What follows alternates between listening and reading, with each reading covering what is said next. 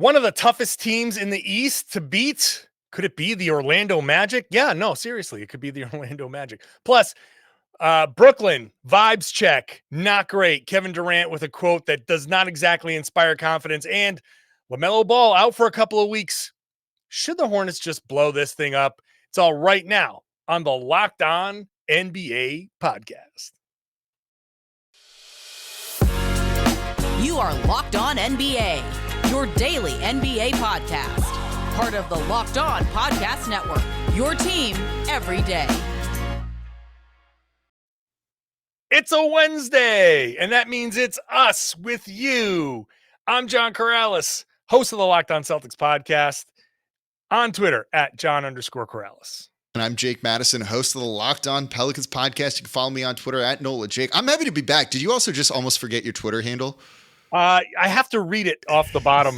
Whenever I remember. Yes. Fine. Call me out. Jeez.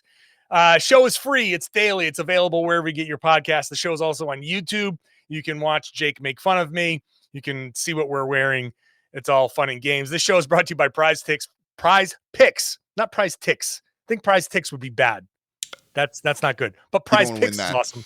You don't win in Prize Ticks, but you win at Prize Picks, especially if you're a first-time user, because you can get a 100% instant deposit match on up to $100 with promo code Locked On. That's prizepicks.com, promo code Locked On. Later on, Charlotte Hornets, very bad. And now their best player is hurt. We'll talk about that. And in the second segment, Brooklyn Nets, Kevin Durant saying things that, yay for honesty, Jake, but not exactly inspiring a ton of confidence, but we'll save that for the second segment. There was basketball played on Tuesday night. We're not going to talk about all of it because it's preseason, and we're not going to spend too much time going crazy with the preseason. But, Jake, I loved the Orlando Magic game. We're starting, Jake, with the Orlando Magic. How about that? They should feel so good about that, right? Like that's almost unheard of for us on Tuesday. It's also nice to not talk about anybody. Like Russell Westbrook or anything like that right now. I know.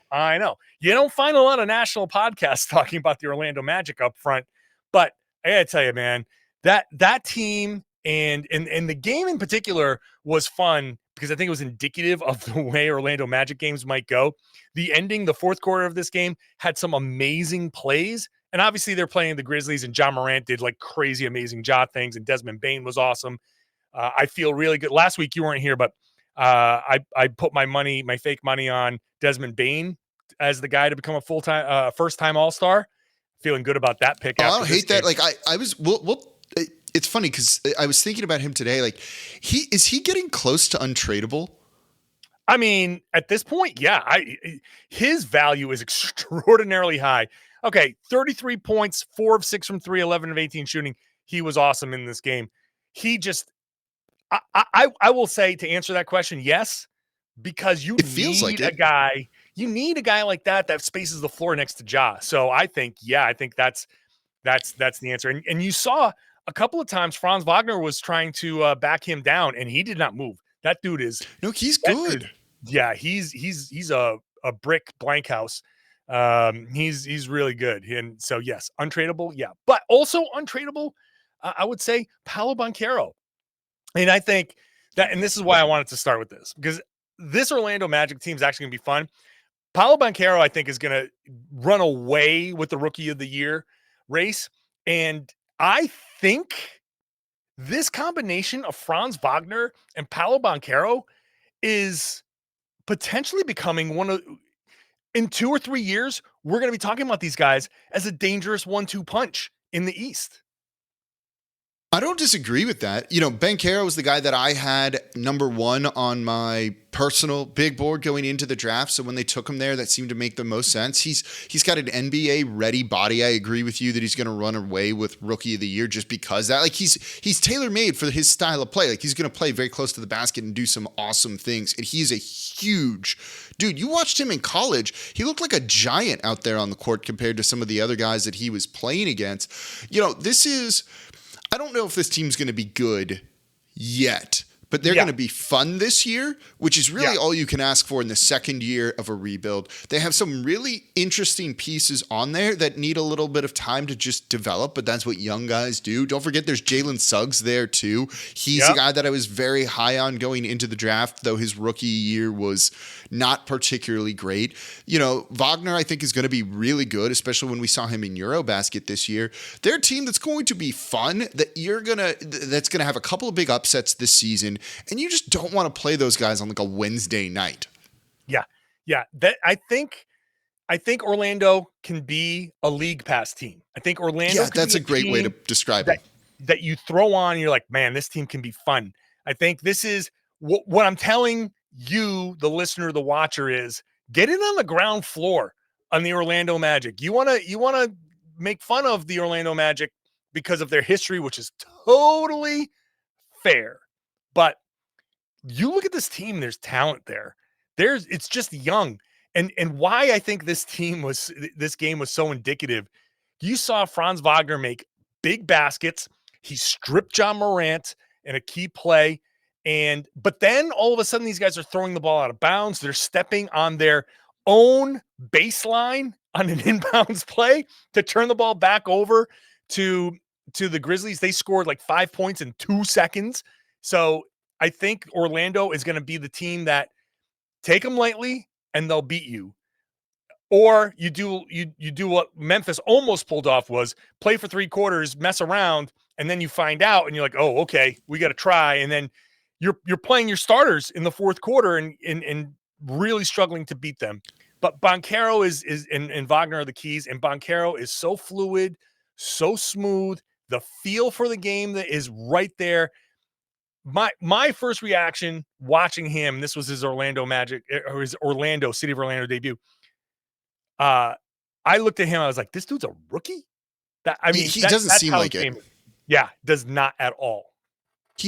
They're an interesting team also because they have a guy like Terrence Ross, who's an $11 million expiring deal that feels like he could be a useful bench scorer for a playoff team too. So I wonder if they've got guys they can kind of move and trade to add more young pieces to this team for the future. League Pass team's the best way to describe them. You know, when we were planning out the show, we do real or fake every Wednesday here. That'll be in the third segment. And you're like, real or fake? The Orlando Magic will win 30 games. And I started to laugh because it's almost like a backhanded insult, compliment, something like that to the Orlando Magic.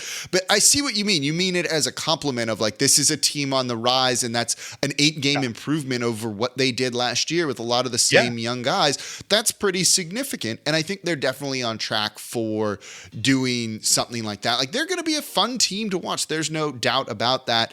And again, if you don't play them hard and you take them for granted, they're going to surprise you. And it seems like Jamal Mosley is going to be a good head coach too. He's someone that people seem to be pretty high on. They brought him in to work with this young core.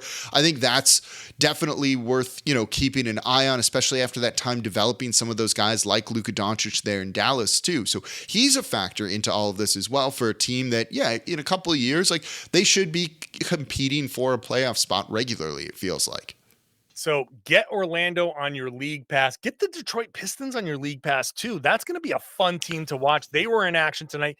Okay, they lost the Oklahoma City Thunder because they could not shoot at all. Cade Cunningham was 3 of 13. Jaden Ivey was 4 of 12. So that's not exactly the type of shooting you want from your backcourt. But the Twitter was full of Jaden Ivey plays. The hustle, the blocked shot where I forget who he blocked, but skied and basically almost caught the ball in midair like a football receiver. Is crazy. And then a chase down steal after he was on the floor. Exciting type of plays in Detroit as well. I think that Detroit and Orlando are kind of neck and neck. And Jake, what this means is in the East, it's already bad enough. I cover the Celtics. They're a contender, and I'm really impressed with how they've rallied after the Ime Udoka stuff. Philly is dangerous. Milwaukee, obviously, is probably the number one team coming out of training camp. You obviously got Miami in there. Brooklyn, we'll talk about them next. They could be way up there or way down there. Cleveland, we're at 6 teams now, and you still haven't gotten into Toronto and Atlanta. it's going to be tough at the top anyway. It's going to be tough in those middle groups anyway. And now you throw in Detroit, and now you throw in Orlando as teams where you can't come out of. The Celtics, for example, play Philly at home on Tuesday night. Then they go to Florida for a Miami, Orlando back-to-back. When that schedule first came out, I was like, oh, great, Orlando on the back-to-back. That's going to be nice. They can rest their guys. They can probably pick up an easy win without putting in too much effort. Now I'm like, oh, crap. Orlando on a back-to-back after you play Philly, travel to Miami. Now you're going to play Orlando on the third night of that. That's not a night where you can rest. You relax. And I feel like the Magic can make you pay.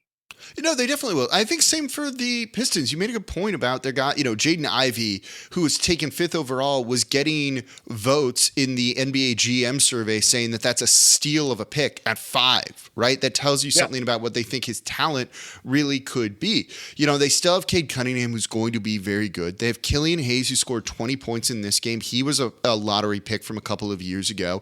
They have Sadiq Bey, who's just that solid 3-and-D wing you need. Love him, right? That's just a solid player that you need that's been leading them in preseason. I saw them in person earlier on in the week. So this is a team that I think, again, they're not going to make the postseason. They're not even going to be close to the play-in tournament, I don't think. But they're going to get some wins. They're going to maybe wreck someone's season, and they're going to be pretty happy with that. Mm-hmm. Yep, they bring in Bojan Bogdanovic. Everybody loves beef stew. Some toughness in there. They're gritty. They're going to be tough. I know the Celtics played them a couple times at the during that run the Celtics were making, and Detroit beat them right before the All-Star break and played them real tough later. And you're just like, God, this team, very Detroit Pistons, tough, gritty type of team, fitting of the city and a team on the rise. Two teams look good in the teal. Yeah, you got it. Yeah. I hate those jerseys, man. We did a show on that in the offseason. I love those. We disagree finally on something. Bleh. There's your thumbnail for when we there Perfect. You go. All right, we're gonna come back and talk about Kevin Durant. What Kevin Durant said that is either gonna make you say, "Oh, okay, appreciate the honesty," or "Oh my God, oh no." I'll do that after I tell you about Prize Picks, which is the absolute best way to play daily fantasy. You don't want to play any other daily fantasy game because those other daily fantasy games are generally you against these experts who are out there. It's almost rigged, I would say, because they've got all of this crazy technology and you're just trying to play a game. Prize Picks, very simple. 2 to 5 players, and if they go to score more or less than the Prize Picks projection, the over-under, you win, and you can win up to 10 times your money on any entry. You're not competing against any other people. It's just you and the over-unders. Nail that, nail your money. Prize Picks offers projections on any sport that you watch. This list is too long. NBA, NFL, MLB, NHL, PGA, college sports, women's college sports, soccer, WNBA, esports, NASCAR, tennis, MMA, boxing, disc golf. I'm not making that up. Euro basketball, cricket. Entries can be made in 60 seconds or less. Very simple, safe and fast withdrawals. Operational in 30 states and Canada. So download the Prize Picks app. Go to prizepicks.com. Sign up today. Play daily fantasy sports. First-time users can receive a 100% instant deposit match up to $100 with promo code LOCKED ON. If you deposit $100, you get $100. You deposit $50, you get $50. Don't forget to enter the promo code LOCKED ON at sign up for an instant deposit match up to $100. It's prizepicks.com. Download the Prize Picks app. I want to thank everybody for making Locked On NBA your first listen every day. Make one of your local teams the second listen every day, like Locked On Celtics if you want to see how things are going. Locked On Pelicans. Locked On Zion, basically. Locked On Zion. Yeah, well, it's nice to be back to Locked On Zion. I'm sure that's been fun for you, man. That Pelicans team is, I think, potentially really, really dangerous. Gonna get a couple of fun teams that we're covering here. But whatever team you want to talk about, we just talked about the Grizzlies, Locked On Grizzlies, fun show. We just talked about the Locked On Pistons, fun show. Locked On Magic, OG, Philip Rossman Reich, any of those teams. Make that your second listen every day. All right, Locked On Nets. We know Locked On Nets is going to be talking about this quote. Kevin Durant on the training camp vibes. Quote, Jake, the vibes have been straight, but who knows what the vibes will be when we hit a skid or if we're not playing well or if somebody gets injured. That's what makes a team, is how we stick together through those times. So I was saying before, appreciate the honesty. That's legitimately an honest assessment.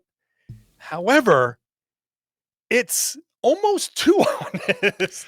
I hate to say that, but if you're a Nets fan, you're like, oh, okay, yeah, no, appreciate that, KD. Thank you. But also, I'm now scared. I'm very scared for this season. It's not great, right? So it's not that bad. It could be worse. That quote could be so much worse. Let's not say things wrong here. He says the vibes are straight. That's fine. Would you like good vibes? Would you like immaculate vibes? However else you want to describe your vibes. Yes, totally. You would prefer that. But given the offseason that they just had, where it looked like that team was trading everybody away, to have the vibes just be straight, in his own words, that's fine. You take that. You take that every day. The problem is, how is it going to look when they hit some adversity? And here's the thing. They might hit some of that adversity right off the bat. You have Kevin Durant. You have Kyrie Irving. Who knows what you're going to get out of Ben Simmons? And there's now a report he maybe airballed a mid-range jumper or something, even though I don't think that's that big of a deal. But they're down some guys, right? TJ Warren's not going to be ready to start the regular season. And now there's questions if Joe Harris and Seth Curry are going to be ready to start the regular season. Neither of those guys are going to play in any of the final 2 preseason games for him. We don't know if they're going to be ready. They do need some depth on that roster. They've rebuilt this roster a little bit too. Once you start integrating all those guys back in, you hit some growing pains. That usually is going to mean some adversity, and that's where I would start to worry about this Brooklyn Nets team. The guys talked about it. It's been kind of going around after a couple of these preseason games that Ben Simmons hasn't looked much better than he has in the past, which is to say that he's still giving up some opportunities to drive harder to the rim. He's still passing out of situations where maybe he should be more aggressive. And then there's this quote from Steve Nash who says, we'll be patient with Ben because he's an incredibly talented and unique player, but he's not going to be at his best, as an auto ad plays. He's not going to be at his best in the short term. This is why the Google Chrome mute site function is so necessary, and I forgot to do that. Let me start the quote over. We'll be patient with Ben because he's an incredibly talented and unique player, but he's not going to be at his best in the short term, and he's just got to continue to slog through this period of returning to play and getting his confidence and timing and rhythm back. Okay, also accurate, refreshingly honest, but at the same time, scary, because you combine this with the quote from Kevin Durant, and these vibes that are straight are going to have to carry through this period of Ben Simmons getting back to what he can be, because Steve Nash is right. He hasn't played. He didn't play last year. He's on a new team. He's in a new situation. He's playing alongside Kevin Durant and Kyrie Irving, and playing next to Kyrie Irving is not easy. This is an adjustment period. And I think a lot of people mistakenly, and I'll admit that I kind of fell into this trap too, felt like Ben Simmons can, because he's had the whole offseason, because he's having this training camp, he's just going to hit the ground running, and that's not going to be the case. So are the vibes going to be good enough for the Brooklyn Nets to allow Ben Simmons to become his best self? Because if those vibes can't stay straight until Ben Simmons figures things out, then those vibes are going to go away, and Ben Simmons is going to go right back into a shell, and this whole thing is going to fall apart. They need him to be his best so they can reach their full potential, and at their full potential, they're a contender. They can win it all. But can the vibes handle, these shaky vibes handle that time frame? We need like a mascot for this episode, like the personification of the word vibes, which is slowly losing all meaning as we keep repeating it here on the show. But you make a good point, right? It just feels like the whole thing is very combustible. One thing goes wrong and it's like a house of cards that just completely falls down. Does Ben Simmons have a real 3 bad games in a row as he's going through an adjustment? This isn't easy. And then Kevin Durant's like, screw this. I don't want to deal with this anymore. I'm out, and tries to force a trade again and see if he can get himself moved at the trade deadline. Who knows what's going to happen with Kyrie Irving, because that's as big of a wild card out there as it gets. It just feels like this is like a house built on very not solid foundation. So I don't know if your vibes can lift up a home like that. I don't know. I lost the analogy there right off the bat. This feels like somebody walking around a gas station striking matches. And it's like most of the time you'd be like, oh my God. Okay. No, it's all right. But all it takes is that one match in the entire book to get some of those vapors and the whole thing goes up. That's what it feels like with Brooklyn. And it just like feels like every other day someone's striking a match. Yeah, I like that analogy. Okay, that's a better one. Yeah, it feels like there's a lot of tension in that building. And it feels like if just one little thing goes wrong, it's going to become a real big thing, which is going to cause a whole bunch of other things to break. And then this whole thing falls apart and just goes up in flames. Combustible team, the Brooklyn Nets. The most combustible team in the NBA. A team that has already, I think, combusted Hindenburg style, crashing down. Oh, the humanity, the Charlotte Hornets. That is something we're going to talk about next. First, I want to thank everybody for making Locked On NBA your first listen every day. Now, for your second listen, go check out the Ultimate Pro Basketball Preview 2022, a 6-episode extravaganza to get you ready for the NBA season. Local team experts like us, me, and Jake. I'm pointing on the YouTube thing. I did not get it right. I am the Locked On the Odyssey experts as well, combining to get you one ultimate NBA preview. Search for Ultimate Pro NBA Preview 2022 in your Odyssey app, YouTube, or wherever you get your podcasts. Jake, LaMelo Ball is the most exciting player on the Charlotte Hornets, I would say. Would you concur? Yes, I would, in fact, concur. The Charlotte Hornets are also a pretty bad team right now. I, as a beat writer covering the Celtics, have watched the Celtics beat them by like 40-something in the first preseason game. And then in the third preseason game, the Hornets played all of their regulars, and the Celtics sat everybody but Jaylen Brown as far as their regulars go. And the Celtics still won that game. The Hornets are a mess, and now LaMelo Ball's out 2 weeks. So this is where we play our real or fake game. I think the Hornets should just realize what's going on. I think the Hornets should say, we got Victor Wembanyama, we got Scoot Henderson out there, we've got options. Let's just dump it, forget it. There's no reason to fight for this season. We just spent the whole first segment talking about how Orlando and Detroit's on the come up. The whole East is going to be really good. Charlotte has no chance, zero chance, I think, of making any noise in the playoffs. So real or fake, Jake, Terry Rozier and Gordon Hayward will remain Charlotte Hornets through the end of the season.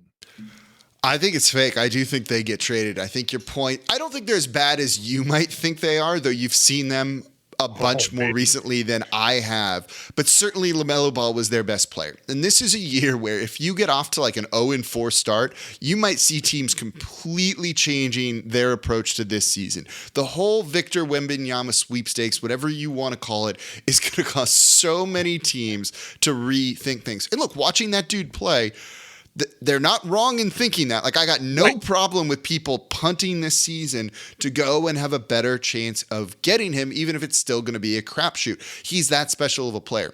There's no reason to think that the Charlotte Hornets won't. They were above 500. They won 43 games last season. They fired their head coach, brought it back their old head coach and Steve Clifford, which was a little bit weird. So it seemed like this team could get into the play-in tournament, but the play-in tournament is the exact wrong spot that you want to be in this coming year. As you said, said. If it wasn't the Victor Wembanyama draft, I might look at this differently, but it is. So yeah, and here's the thing. Terry Rozier seems like he should get you at least a lottery pick or something along those lines. He seems like a player that a lot of teams would like. He's a very good 3-point shooter, particularly from the corners. If you're going to be a postseason team, you could do way worse than moving for a guy like Terry Rozier, who could be the dude that conceivably puts you over the top. He signed. He's under contract for 4 more years if you count this season too. It's not horrible, between 21.5 to 26.5 million. When you factor in the salary cap jumps that are coming up, you can definitely justify that. So this is a guy that I think a lot of teams are going to look at and be like, oh, we should go and trade for him. And if you're the Charlotte Hornets, trade away. Trade away. So I got two reactions here. One, bigger picture Wembanyama thing, and then but I want to go with LaMelo. I can't tell if LaMelo is all that good. I mean, he's good. Ooh. He's good. He's good. But like, you trying to get someone to tweet at you today? Yeah, no, I think we're on a 2-day streak of pissing off NBA players. So I think that's going to be the quote that gets out there that pisses off LaMelo Ball. No, so I don't know that LaMelo Ball is obviously a really good basketball player. Is he your franchise player? He's young, and I don't know. I'm not going to put him in a box. I'm not going to say that he can't be. But so far, over the first couple of years, and I couch this by saying Charlotte's been a mess. The team's been a mess. They invested a lot in Gordon Hayward, and he's been hurt. Not unsurprisingly, they've had some issues with the development of some guys, and now. And then this is not a commentary on Miles Bridges, what he's done off the court. He's going through his legal troubles, and he should not be in the NBA. Correct. But also, it's very clear. You can also say he was a very good NBA player, and losing him on the court hurts them. Again, to be clear, I'm not saying that's a shame that he's getting what he deserves. Just in terms of stuff on the court, that makes sense. But on the court, that is a loss. And so it impacts how good LaMelo can be. So, but I still have questions about how good can he be? Can he be the best player on a championship team or the best player on a contending team? I'm not saying no, he can't, but right now I'm just saying that there are questions. And so that, I think, pushes Charlotte into saying, we got to start making moves to get him the types of players where we can start to figure out the answer to that question. Because you got to figure out the answer to that question soon. And if you say, "Oh, geez, no, he's good, but he's not that good," now you got to figure out what to do with him. Or you can say he's that good, the situation is bad, let's make it a better situation. That's where the Hornets are.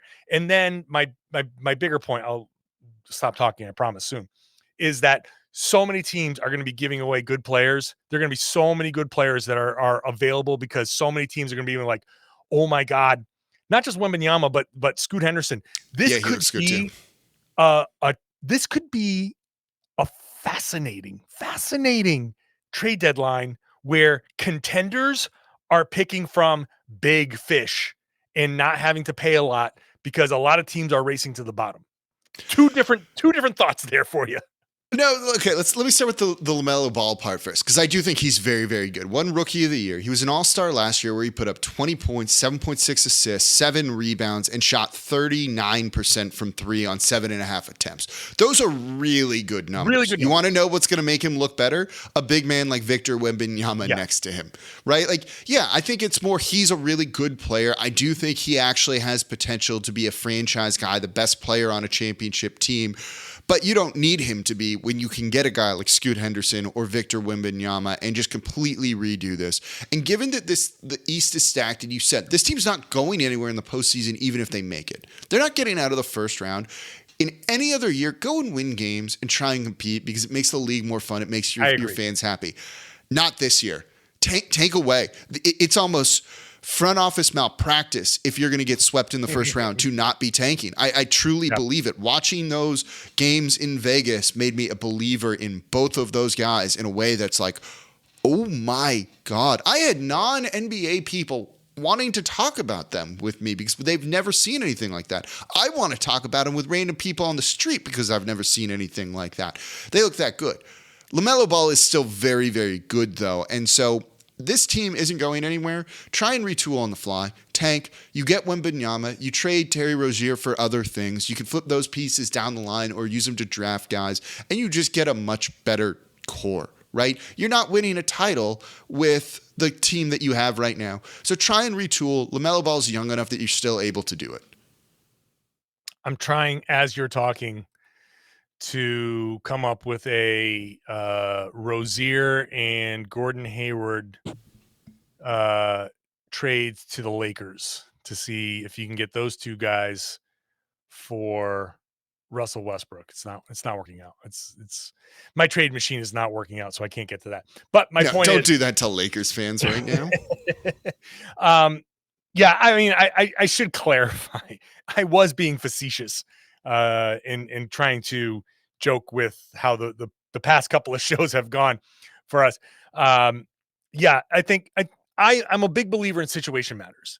And so you can get somebody like LaMelo Ball who, okay, I think LaMelo, the real way to put it is he's not, I don't think he's instantly in that top tier where when you get him, your fortunes completely change. It doesn't help that Anthony Edwards looks better than him, and Anthony Edwards looks like a franchise guy drafted after him, right? Like that hurts LaMelo Ball too in this case, I think.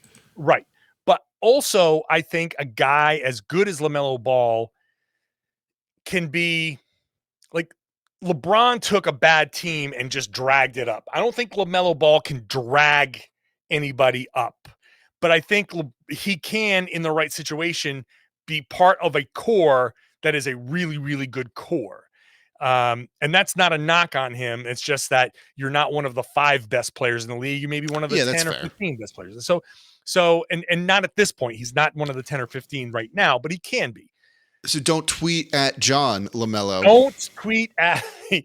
But the whole thing is now it's on Charlotte. It's on Charlotte to figure out what to do and make this very popular, extraordinary popular player.